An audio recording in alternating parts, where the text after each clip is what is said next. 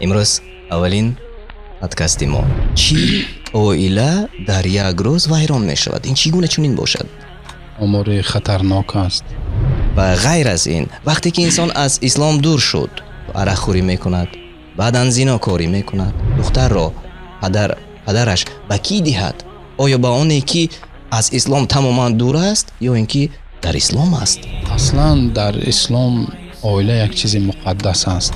نخواد که انسان خودش را مسلمان شمارد و در موضع مسلمانی نشیند، زندگی کند و فرزند خودش را به بینماز به شوهر دهد. انا همین مصیبت است. من تعجب میکنم از نفرهایی که مثلا همسراشون میزنن، چخیل خودش با یک مزاج خوب گشته میتونه. دلش میسوزد، جگرش است دیگه. مبادا نشود که به دختری که من به وایه رسانیدم شوهرش سخت رسد.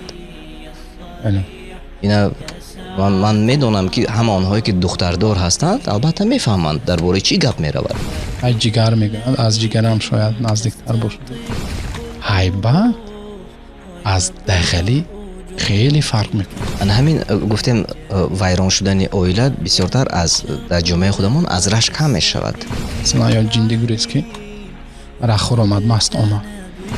بله. برای همین من گفتم که اگر رشکش زیاد شود برای حمایه و ساتر کردن همسرش بیشتر کوشش میکنه. بله. اصلا آیات های قرآن را حداقل رد نکنید. در وقتی که در آیات های قرآنی آمده است که زنانتان را بشانید، نه اینکه کشاده مانید که مردم تماشا کنند. سببش میگوید که باز زنی فلانی آمده است و فلانی گپ زده است و اینش رشکش آمده است و زنش را زده است. مثال عادی همین در یک سوزشوار بنزین گیریم، آتش وقتی نزدیک چی میشه؟ در میگیرد.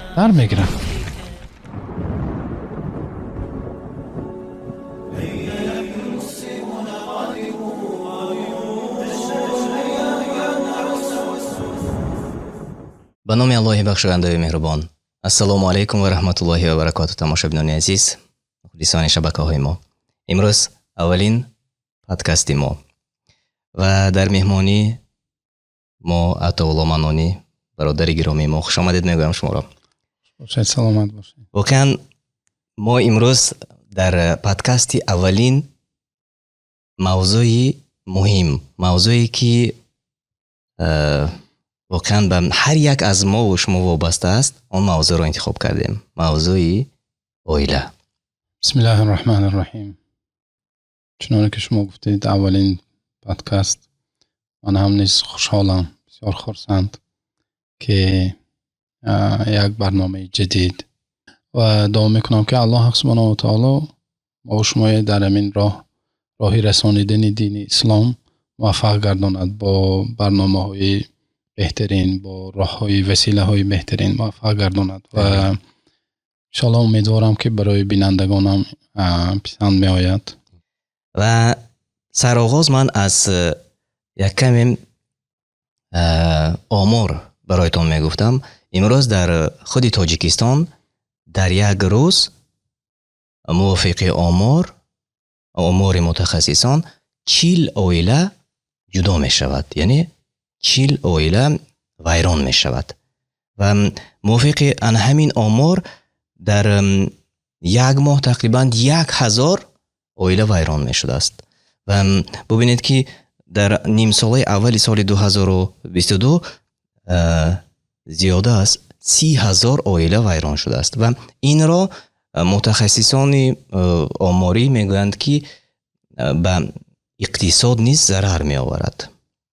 نخواد که همین معما، همین پرابلم ها یک حل و فصل خودش را نداشته باشد.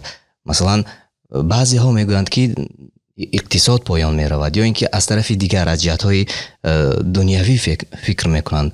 آیا برای حل و فصل همین مسئله ها شریعت اسلام راه نیافته است مگر؟ عطاالله.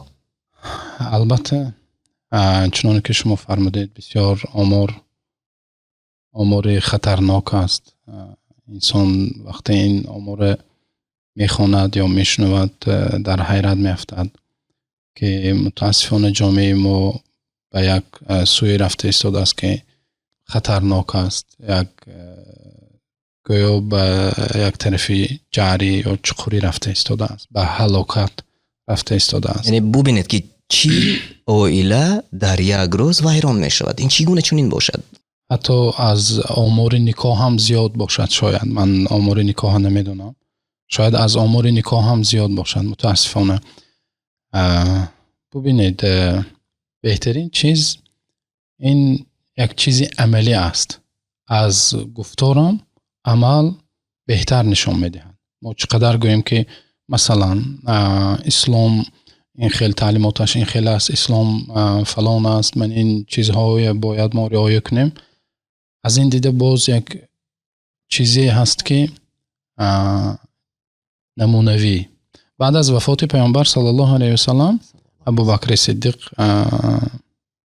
سردار یا خلیفه چون که هست خلیفه میشوند، امیر المؤمنین. بله. عمر رضی الله عنه رو دوستی نزدیکشان بودن، به یک وظیفه میگذارن، وظیفه قاضیگی. قاضی چون که معلوم است یعنی سود، امروزه با خودمون سود میگویم. خلاصه بعد یک سال عمر رضی الله عنه نزد ابوبکر صدیق میگویند که من رو از همین وظیفه سبکدوش کنید، من نمیخواهم قاضی شوم.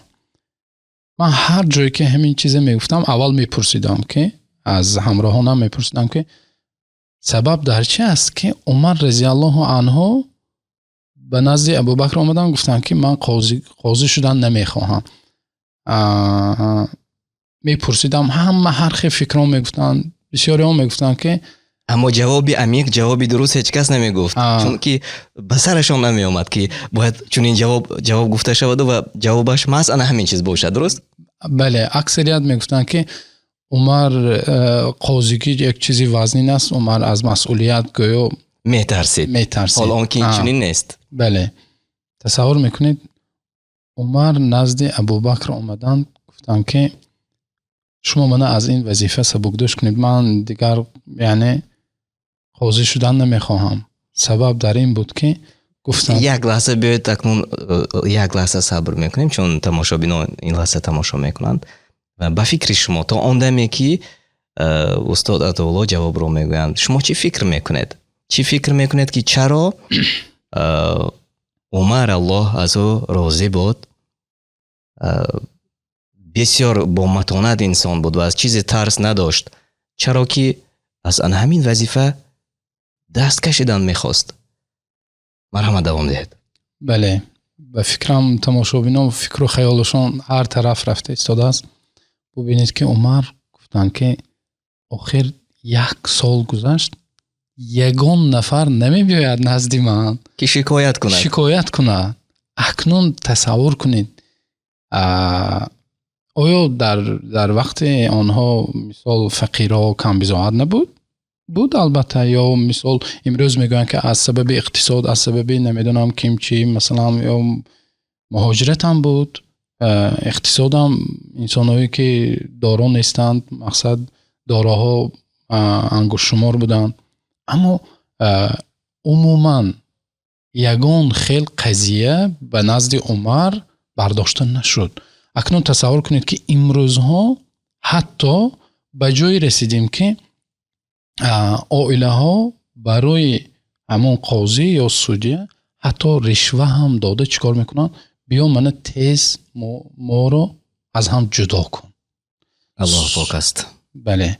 برای همین اسلام اصلا در اسلام عائله یک چیز مقدس است. در جامعه اولین یک خلیه این فرد مسلمان باشد، دومین این عائله مسلمان است. بله. نگاه کنید، من شما نوکک درباره مثلا عدالت و درباره دوران خلیفه بهترین درباره عمر رضی الله عنه گفتید، واقعا در آن وقت نبود. اما امروز ببینید که امروز بعضی حتی زنها شکایت از شوهران خود میکنند و آنها راه میکنند که مثلا با کی رفته مراجعت کنیم و واقعا چون که ما پیشتر نیز گفته گذاشتیم اتولا شما به فکر شما راهی حل در چیست چگونه ما میتوانیم که ان همین راهی حل را یافته باشیم طبق شریعت اسلام که اویله ها ویران نشوند. مثلا در خودی آمار را وقتی میخوانید آنجا میگویند که برای ویران نشدن اویله کارهای فهماندهی بین جوانان کم می شود میگویند. یعنی همه بهانه را به کارهای فهماندهی میگذارند. اما شاید این همه الکی معلوم است و شاید که اسلام راه حلش را یافته است، شاید که نمیدونند مردم. بله ببینید وقتی زن و شوهر ما که الحمدلله مسلمان هستیم وقتی از تعلیمات اسلام دور میشیم چی میمونه؟ اصلا وقتی انسان از دین خودش آگاه نیست، وقتی جامعه از دین از فرهنگ دور کرده میشه همش برده میرساند به چی؟ به هلاک جامعه. برای همین اولا هم جوان پسر هم جوان دختر آنهایی که به قدم مستقلانه به عائله بنیاد عائله قدم میگذارند اول باید از تعلیمات اسلام با خبر باشند. ببینید مثال زن و شوهر میگیریم. زن و شوهر هر نفری که شکایت میکند از عائله اول میبیاد هم مردم باشد هم زنم یکم میپرسید که سوالش چی است. یکم میگوید که مثلا اگر شوهر باشد اگر داملا یا استاد حقوق شوهر چخیل است یک از روی اسلام بیان کنید. یگان بار یگان نفر نمیگوید که وظیفه های من چی است همچون شوهر من وظیفه های من چی است نسبت همسرم یا عکسش هم اینچنین یگان بار نمیگوید که وظیفه های من چی است. یعنی شوهر را شما در نظر دارید مرد که سردار عائله است اول مرد. ببینید مثلا در آیات ها وقتی اشاره های آیات ها هم میبینیم جایگذاری کلمه های هم میبینیم بسیار عجیب است. وقتی الله مثلا زنهای بیان میکنند ولهن مثل الذی علیهن بالمعروف معناش چی است؟ یعنی و حق و حقوق آنها چگونه که هست همچنان وظیفه هاشون هست. اول چی رو بیان کرد؟ همسر زوجه ولهن مثل الذی علیهن بالمعروف چنانه که حق و حقوق دارند اول حق زنهای بیان کرد بعد گفت که همچنان وظیفه دارند. بله. اول وظیفه آنها را بیان نکرد اول گفت که چنانه که حق و حقوق دارند همچنان وظیفه ها دارند. واقعا ببینید که این چقدر یک معنی بزرگ دارد. آن همین خودش همین یک آیتی که شما نوکه گفته داخلش چقدر بحر است. واقعا عجیب است و امروز اگر اهمیت داده باشد وقتی که مردم فرزندان خودشان را به خانه‌دار میکنند من اهمیت دادم اول خصوص در اروپا وقتی که خواستگاری می آیند پدر عروس میگوید خب آیا یکم سوالی که میکند نماز میخوانی و انا همون داماد شونده میگوید یا میگوید قرآن خوانده میتوانی. و من حتی یک واقعه را نیز میدونم برای چی میگم انشالله بعدا اونجا سوال میشود. یک نفر به خونش خواستگاری میآید میگوید که قرآن خوانده میتوانی میگوید نه نمیتوانم و وقتی معین برایش میگوید 1 سال تو وقت دارید چون دختری من حالا جوان است میتوانید در مدت 1 سال همین قرآن را سبق گیری یاد گیری. وقتی که قرآن را حد اقل میخوانی من بعدا با تو فکر میکنم که آیا دخترم رو به شوهری میدیم یا نه. واقعا از بین 1 سال میگذرد و باز همون جوان پسر خواستگاری میآید میپرسند که خب بیا کنی یک جا نشینیم قرآن رو میخوانی. شرم میکند میگوید که نه نمیتوانم خوانده. میگوید صحبت ما 1 سال قبل این بود که تو قرآن رو میآموزی و بعدا من فکر میکنم که دخترم رو به تو میدهم یا نه. برمیگردد یعنی که دختری خودش رو نمیدهد به همون نفری که قرآن رو نخواند. قصه کوتاه، مقصد هدف از آن همین چی است؟ امروز ببینید که ویرانشوی اویله ها سبب همه انا همین از اسلام دور بودن، چون که شما گفته گذاشتید. و غیر از این، وقتی که انسان از اسلام دور شد، عرق خوری یا نموش شراب عرق خوری میکند، بعدن زیناکاری میکند، بعدن قمار بازی میکند یا باز یگان چیزی دیگر که اویله رو ویران میکند.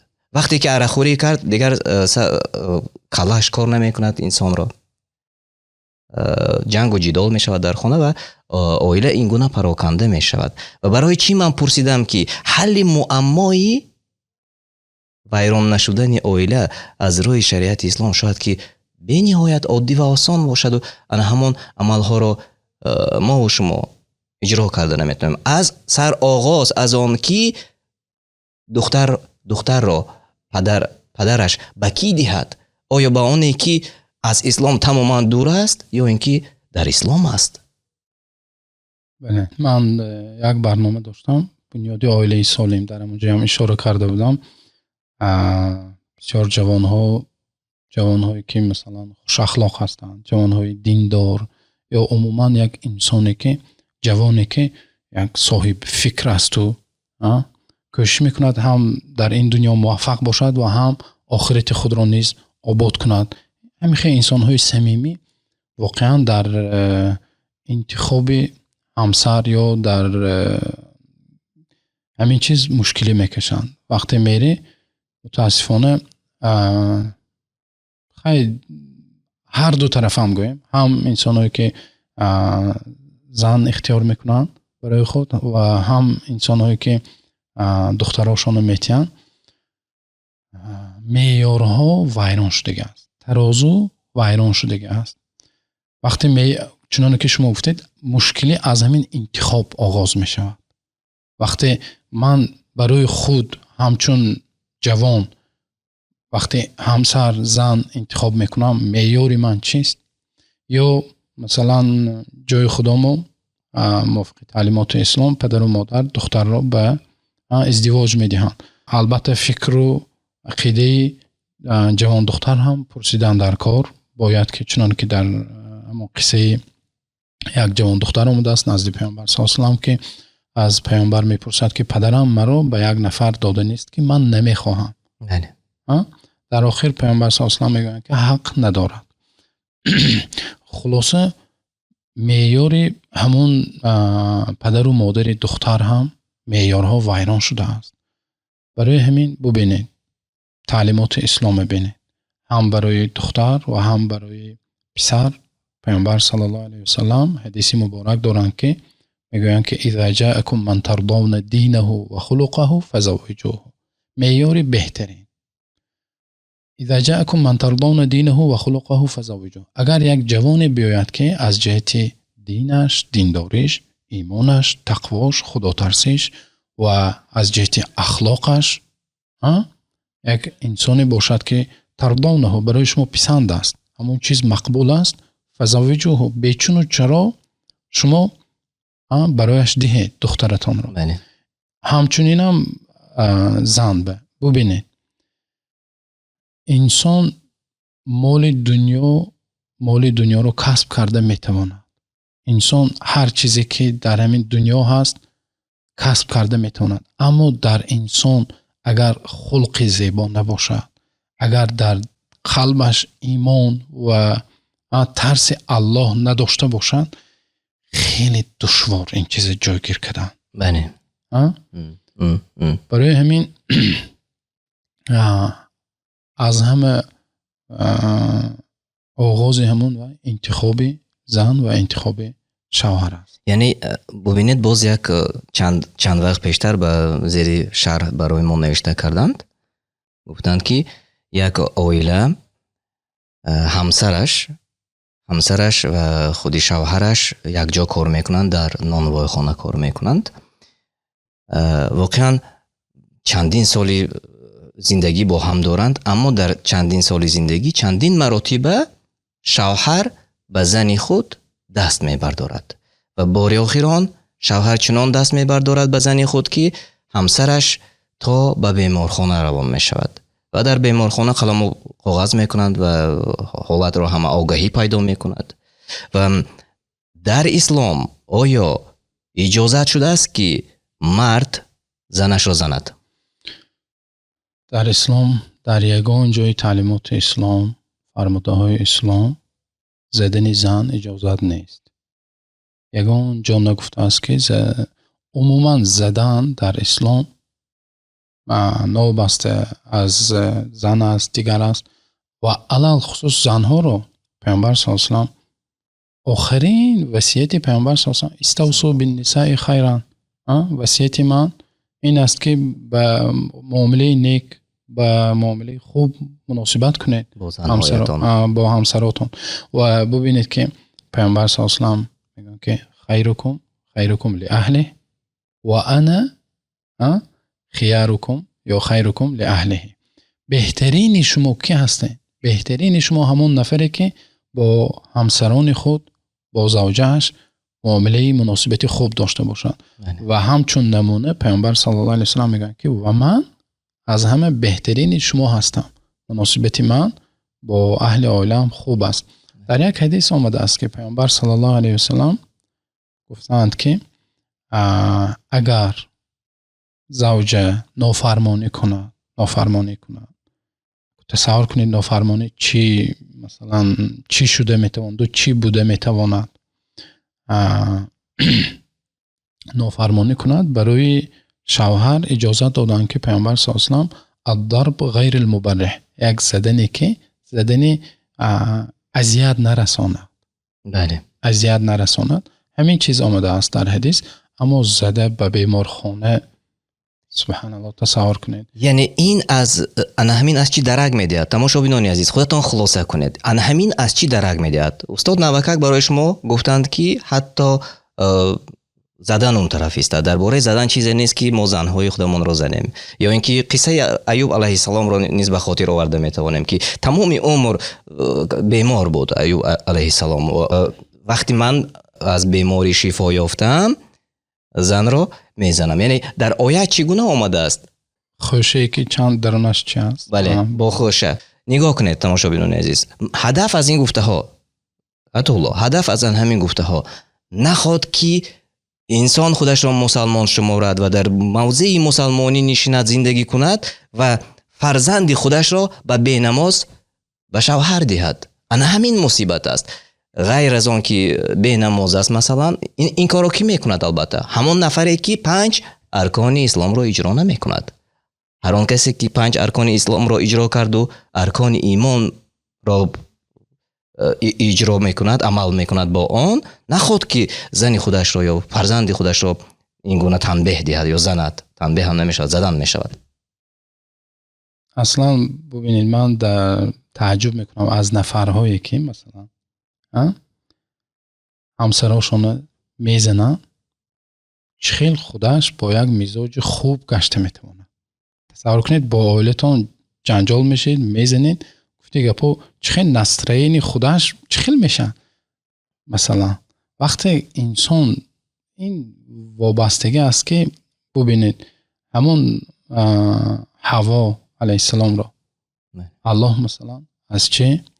از خود آدم علیه السلام آفرید. یعنی وقتی انسان ازدواج میکنه، الله هم در همون آیه چی میگه؟ و من آیاته ان خلق لكم من انفسكم ازواجا لتسكنوا الیها. و یکی از نشانه های یگانگی الله این است که برای شما از خود شما همسرا آفرید. همسران شما را از خودتان آفریده. علت در چیست؟ لتسکنوا الیها، تا اینکه آرام گیرید، سکونت گیرید. یعنی وظیفه زن و شوهر این با همدیگر آرام شدن و سکونت گرفتن. اگر همین وظیفه اجرا نشود، گویا که آیت اجرا نشده ایستاده است. نعوذ بالله. فهمیدین؟ برای همین من حیران میشم که چخیل انسان هر روز همراه قطع عائلش جنگ میشه، زنازنی یا مثال زدن و همیشه آواز بلند کنی، چخیل کچو میبرو، چخیل کار میرد و چخیل با دوستانش با یک خاطری جمع یا با یک تبسم که اصلا مسلمان همیشه باید با تبسم باشد، تبسم که فی وجه اخیک صدقه. چه زندگی میکند؟ زندگیش یک زندگی برای همین خوب زندگی کردن و با هم مناسبت خوب کردن، این برای یکم فایدهش برای خدا ما است. بله. که نفس خدا ما آرام میگیرن، سکونت میگیریم ما و شما. بله، چون بسیار میبینیم برادر عزیز هستند، ببینید شوهران هستند که از یک زن بالا دارند، مثلا 2 زن دارند، اما مناسبت آنها با همسرانشان به نهایت ملایم است. اما در بعض منطقه ها به نام خودشان را ما مؤمن میگویند، ما مسلمان میگویند، اما مناسبت به نهایت زشت بر زنهای خودشان دارند.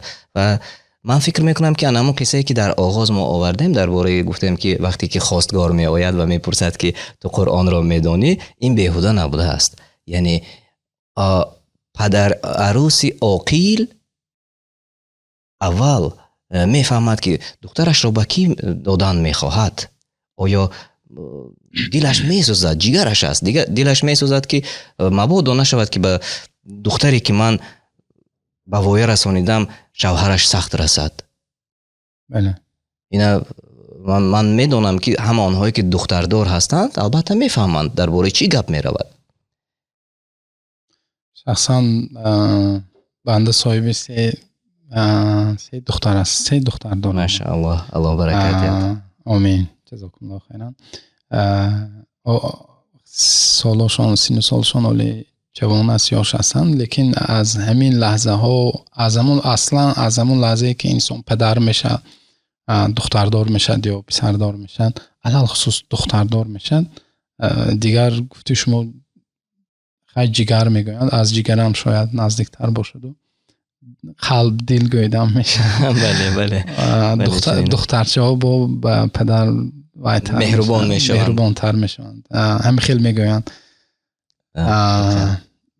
برای همین واقعا این مسئولیت است. این تصور کنید همون نفرهایی که مثلا میزنند و لطکاب میکنند و چی میکنند، امانت یک نفر رو گرفته خانت آورده و امانت است. مثلا پیش از همون زدن یا با فکر کن که مثلا دختری تو را زده ایستادن یا مادری تو را زده ایستادن. دیروز یک برادر نوشت که مادرم شوهر کرده است، چند بار خیلی همون شوهرش زده است و بار آخر وقتی نبودنی ما هم خیلی زده، حالت تا همون حالت رسیده است که بلنیسه رفتیم بیمارخانه. برای همین چیکار کنم؟ آیا به میلیسه مراجعت کنم؟ تصور کنید تا کدام حالت رسیده است. البته که حل دارد، البته که همین بعضی حالات ها حل خودش را دارد. یعنی که بیایید انا اینجا درباره اگر که مؤمن باشند برای آنها مراجعت کرده میگویم. حقوق زن و یا حقوق مرد در اسلام چگونه تقسیم میشد؟ اگر کوتاه کرد، من میدونم که موضوع بنیهایت وسیع است، اگر کوتاه تر کرده گویم، چون بعضی ها زن ها میگویند که فقط شما میگوید که حقوق مرد بالا می ایستد و حقوق زن پایان می ایستد و بعضا این گونه سخن ها هست، هرچند که مسلمان باشند هم میگن. انا همین موازنت را اگر کوتاه بیان میکردید اطالا در شریعت اسلام چگونه است؟ بله، اصلا از همه دشوارترین چیز این کوتاه کردن و مختصر کردن است. بله. لیکن کوشش میکنیم تا حد الامکان. ببینید اصلا عائله بنیاد میشود نه بر حق و حقوق. عائله مسلمان بنیاد میشود بر فضیلت، بر مهر و محبت، بر همت، به همین چیز اصلا بنا میشود.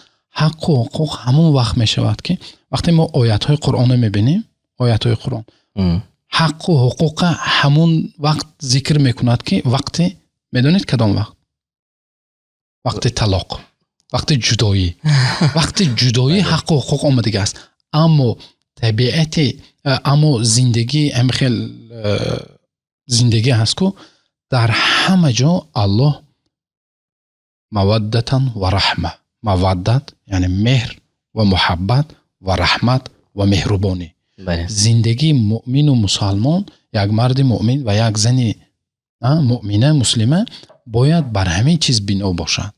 ببینید هن لباس لکم و انتم لباس لهن، میگوید الله. آنها برای شما لباس هستند و شما برای آنها لباس هستید. حتی ببینید اینه، ببینید که ما گفتیم که آیات های قرآن کریم بسیار نازک، الله هر یک وحش ذکر نازکش رعایت کرده است. معجزه است. وقتی در جنت آدم علیه السلام و حوا گناه صادر شد، از آنها گناه صادر شد، الله چی گفت همونجا؟ و عصا آدم ربه. گناه ها کی اجرا کرد؟ آدم و حوا. لیکن ببینید پروردگار حوا رو ستر کرد. زن است، زن باید همیشه ستر کنه. ذکر نکرد. گناه از هر دو صادر شده و عصیان کرد آدم پروردگارش را، حوا رو ذکر نکرد. برای همین پیش از آنی که حق و حقوق گوییم، عائله مسلمان بنا می شود بر چی؟ نگوییم که حق و حقوق، برعکس مهر و محبت و با لطف مهربانی باید مناسبت شود. حق و حقوق چنانه که گفتیم وقتی جدا شوی حتی ببینید حاضر اگر من 1 2 3 گفته، البته حق و حقوق رو شناختن و علل خصوص برای زنها حق خودش دانند. من طلب میکنم که از همین زنها حق و حقوق خودتون رو از روی اسلام باید آموزید، طلب کنید. دانستن خوب است، اما ببینید حتی وقتی جدا شدن و گپمو میکردیم، حتی وقتی جدا شدن الله چی گفت؟ و این آتیتم احداهن قنطارا فلا تأخذوا منه شیئا. ببینید ترجمهش چی میشه؟ اگر شما وقتی ازدواج، وقتی نکاح، یک ما قنار میگویم قبچه کلان است کو؟ بله. قنطار. یک قنطار، یک قبچه کلان شما طلا داده باشید، فلا تأخذوا منه شیئا. وقتی مبادا جدا شده یکم چیز نگیری از وای. گفته گپا این مراجعت با مردم. بله. گویا که خداوند گفته ایستاده است که الله به شرم نمیداری؟ بله. تو مرد هستی. بله. تو باید یک انسانی باشی که با هیبت باشی، انسانی باشی که انیمو سردار گفته نبینی هیبت از دغلی خیلی فرق میکنن.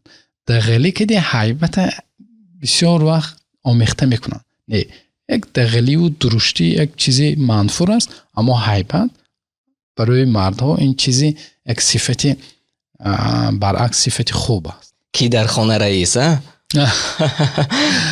خب به همین مانند باز اتالا یک نفر سوال داده است، میگوید که شوهری من عرق می نوشد، شوهری من گاهی می شود در تلفن بعضی چیزهای فحشا تماشا می کند و من با خبر هستم و صاحبی 3 فرزند هستیم گفته است. و باز علاوه کرده است که این شوهر روزهای جمعه به خواندن نماز جمعه می رفته است. از من چندین بار خواهش کرده زیر شرحها نوشته بودند، پرسیدند که همین را سوال دهید، آیا من طلاقم را پرسم یا چگونه من زندگی کنم و یا زندگی نکنم؟ من جواب میتیم.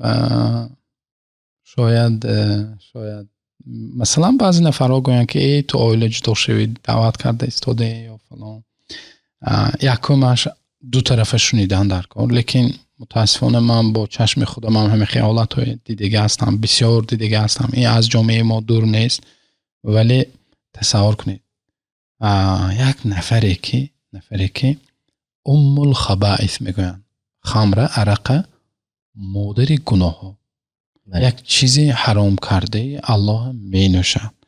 همه گناه از همین نوشاکی سر میزنن. تمام پستی ها، چنانه که میگفتن دیوانه گریز که عرق خور آمد. مثلا یا جندی گریز که رخور آمد مست آمد چه خیلی زندگی میکند با وی.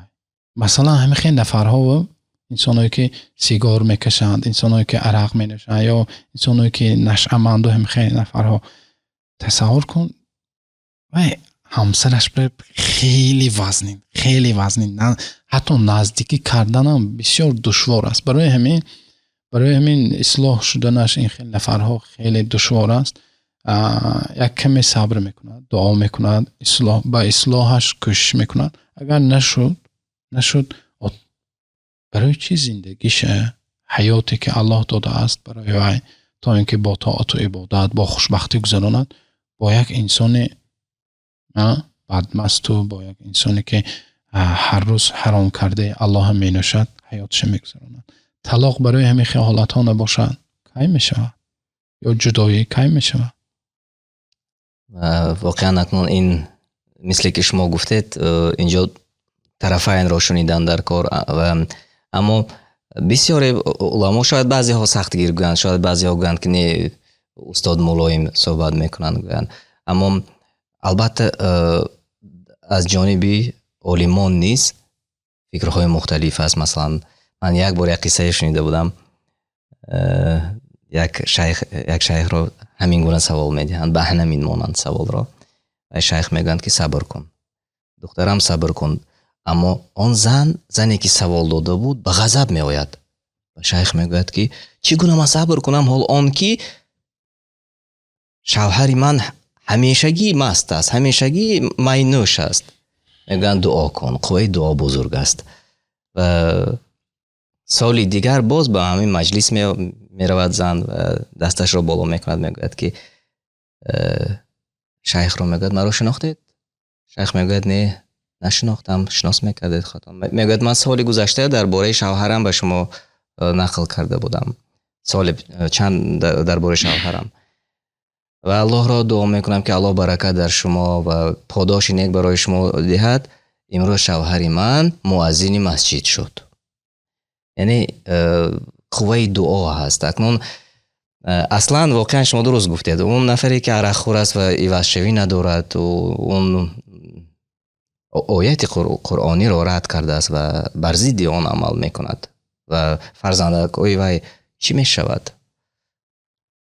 سبحان الله. باز یک چیز دیگر که چنانه که گفتیم حق و حقوق است و انسان گاه از حق و حقوق خودش چشم میپوشد. میتواند که چشم پوشد. میگوید خیلی صبر میکنم، مثلا بگذار صبر کنم اگر خواهد که. لیکن جامعه زنهای ما عادتا زنهای ما بسیار حلیم هستند و وزنین هستند و پربرداشت هستند و عادتا در خیلی شکایت نمی کنند. تیز شکایت کرده چی نمی کنند. بسیار بیچاره چندین سال صبر میکند. آخه همون صبرش هم کاسه صبرش لبریز می شود، دیگر نمی تواند. برای همین من گفتم اصلا مثلا البته با در آخر ذکر کردم که کوشش میکند در اصلاح عائله‌اش دعا میکند و انسان‌های کلانسال یک انسان‌های عاقل مابین می‌دارند، همه وسیله ها رو میگیرند. نشد دیگر راه نیست. ان همین گفتیم ویران شدن عائله بسیارتر از در جامعه خودمون از رشک کم میشود. بسیار جوانای ما یا مردها بدرشک هستند. خاموش کردن رشک آنها در چیست؟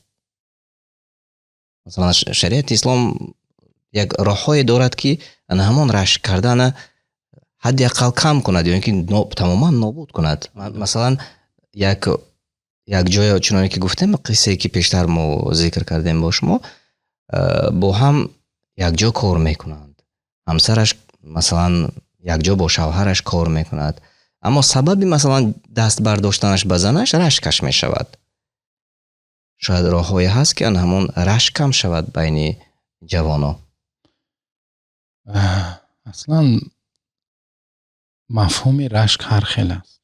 مفهوم رشک از اگر رشک غیرت کنید، غیرت و مردانگی مرد رو گیریدگان، پیامبر صلی الله علیه و یک صحابه اتعجبون من غیرت سعد میگویند اگر خطا کنم شاید در نام صحابه خطا کرده ایستادم والله اشد غیرة منه میگن شما از رشک این برادرتون تعجب میکنید که بعد رشک است گفته الله از این هم دیده چه است سخت‌تر چی میکنند برای همین رشک از رشک فرق میکنند اگر رشکش مثلا نتیجه رشکش زدن و چی باشد نه این خوب نیست اگر نتیجه رشکش به محافظت اهل عائلش باشد اصلا وقتی رشک میکند به حمایه همسرش چی میشه بیشتر کوشش میکنه یعنی شما این لحظه از نگاهی مثلا خودی گرد و اطرافی که شما سالهای دراز در آن بودید از آن نگاه کردید اگر ما به همین عادی و ساده نگاه کنیم مطالعه عزیز نگاه کنید اگر کی رشک میکرد چرا که زنش را با خود مثلا به جای کار آورد مثلا و یک جواب دیگر شاید که اگر کی رشک میکرد چرا زنش را حجاب نکرد چرا زنش ساتر ندارد حداقل اون که کار میکند بگذار که کار کند بدون حجاب کار میکند و البته که مردم نگاه میکند یا نه اگر بله شما درست گفتید که از وی شما از چگم دیدگاه شما گاه انسان در یک محیط زندگی میکنند و گمان میکند که همه یعنی مثل محیط خودش است اصلا الله از محیط ناپاک هر یکی ما شما رو دور کند و جامعه ما شما رو اصلاح کند واقعا امروز جامعه تاجیکستان نمیدونم خیلی ویران شده است بله درست حتی خیلی این موضوعی با علاهیده است و کلان هم هست و داغی روزگوی من میشن موضوعی تیک تاک و اینستاگرام و همین وسایل اجتماعی که امروز متاسفانه جوان دخترها و جوان پسرهای ما و شما در همون هستند و یا در کوچه ها یا وقتی مادامی که از تعلیمات اسلام دور می شود و چنانه که گفتید همسرش اگر تماما بی سطر باشد و کار باشد و با مردهای بیگانه مناسبت کند البته اصلا سببی رشکش خودش است بله برای همین من گفتم که اگر رشکش زیاد شود برای حمایه و سطر کردن همسرش بیشتر کوشش میکنه بله. اصلا یعنی مهمش انا چون که ما پیشتر نیز گفته گذاشتیم آیات های قرآن را حداقل رد نکنید در وقتی که در آیات های قرآنی آمده است که زنانتان را پوشانید نه اینکه کشاده مانید که مردم تماشا کنند هم کودک را امروز سوال میدی میگوی که کدام نمودی چوپا چوپس میگیری کشادهش را پوشیدهش را این علاقه دیگر روشن شده است همه میداند این را یک چیزی بسیار خطرناک است یکی از سبب‌های ویرانشوی جوان دخترها و جوان پسرها همین نوارهای کوتاهی که بسیار تحقیرآمیز است نوارهای کوتاهی که مثلا بلاگرها میکند و یا عموما در اینترنت امروز گویا عروس است و فلان است و عروس بازی عروس عشق و گویا جامعه تاجیک یا جوان پسرهای جوان دخترهای تاجیک دیگر پرابلم دیگر مشکلات نداشته باشن به غیر از همین چیزها همین چیزا بسیار از تلفن ها دیدن دخترهای نسل‌های امروزه از نسل‌های مادران ما و شما میدونید چقدر فرق میکنه یا از اپاهای ما و شما خواهرهای ما و شما و کلانها امروزه دخترک‌ها چقدر فرق میکنند از چی از بسیار دیدن همون در نظرش یک چیزی عادی شده مونده است یعنی حاضر این سخنها رو گفته تاریخ رو اگر به یاد آوریم نسل‌های گذشته ما به مانند امروز میپوشیدند لباس را بیاید انا همون بیبی هامون یا مادر کلان هایی که 100 سال پیش گذشته رفتند مثل امروز میپوشیدند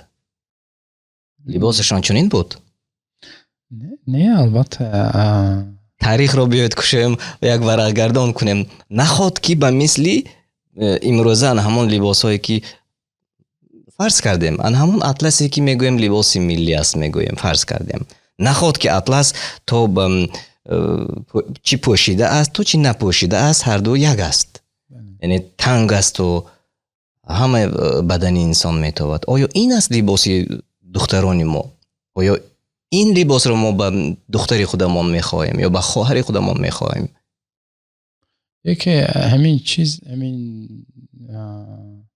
به سطری و لباس هایی که حاضر گفته استاده همین هم سبب آخر میرسد به چی؟ برده میرساند به جداشوی پاشخوری آیله ها بله اگر که در عموم گویم هیچ کس این رو نمیگوید که بله سببش به سطری این رو نمیگوید سببش میگوید که باز زنی فلانی آمده است و فلانی گپ زده است و اینش رشکش آمده است و زنش رو زده است بله حال اون که اگر زن مثلا روی حالش همون حجابش بوده است اگر که با حجاب باشد و زیبا باشد و همه جاش پوشیده باشد کی به وی گپ میزند کی جرأت میکند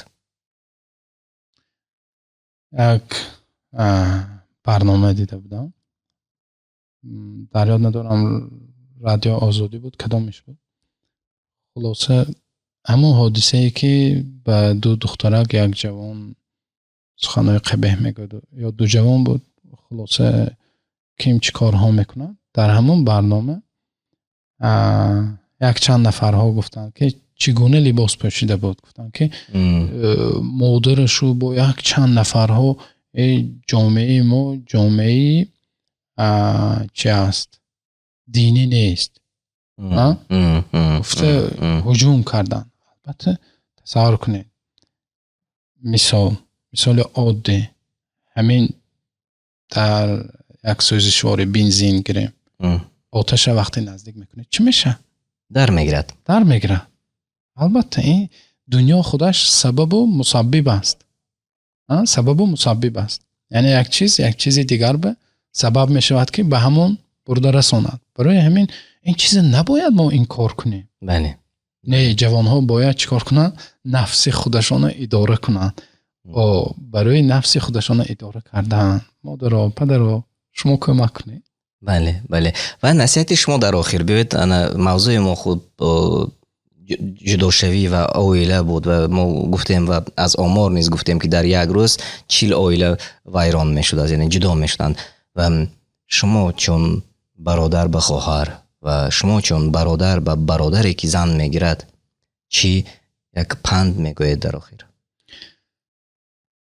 با یک چند سخنهای کوتاه من انشاءالله سخن به آخر میرسانم البته شاید جوانهای زیاد تماشا کنند و امروز اگر ببینیم جوانهای ما از جوان پسرها یا جوان دخترها جوانها به موفق شدن کامیاب شدن یا گفتی گپ ها موتیواسیون و دیگر چیزها همه بینید از ترند هم خیلی چگونه من یک شخصی باشم که شخصی موفق باشم برای همین چند کوچ و سپیکر و چند هم خیلی چیزهایی هم در جامعه ما مثلا پیدا شده هستند و گپ میزنند و سخن میکنند و ببینید برادر عزیز خواهر عزیز بهترین موفقیت در این دنیا انسانی می باشد که در عائله‌اش موفق شده است بله با نزدیکترین انسان همسرش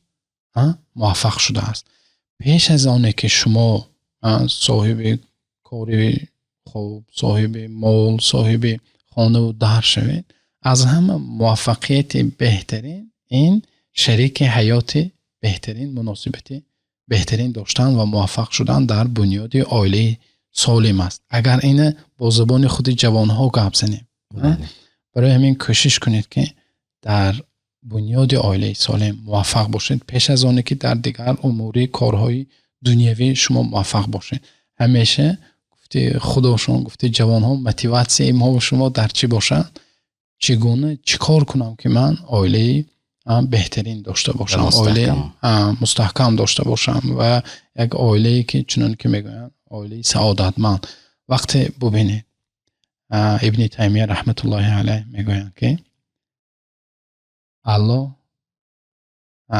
در این دنیا جنتی داره و انسان‌های جنتی پیش از اونه که به بهشت و جنت اخروی آخرت داخل شوند حتما باید به این جنت داخل شوند، جنت همین دنیا. اگر کسی که لذت جنت دنیا رو چشد حتما به لذت و حلاوت جنت آخرت هم سزاوار میگردد. برای همین کوشش کنید سزاوار جنت این دنیا اول بگردد. بله انشاءالله که الله در آخرت هم موفق میکند و سرجم با اهل عائله، با پدر و مادر، با فرزندها دست همدیگر گرفته وارد بهشت میشویم انشاءالله. امین. الله تعالی پاداشی نکتون دهد. بسیار صحبت صمیمی بود و امیدوار هستیم که باز به این مانند صحبت ها روزهای نزدیک باز تشکیل کنیم تا که ما از صحبت همدیگر بهره گیریم و باز تماشابینان ما نیز علاوت برند. آمین. رحمت شکر زیاد برای شما. الله نگهبانتان باشد. الله نگهبان.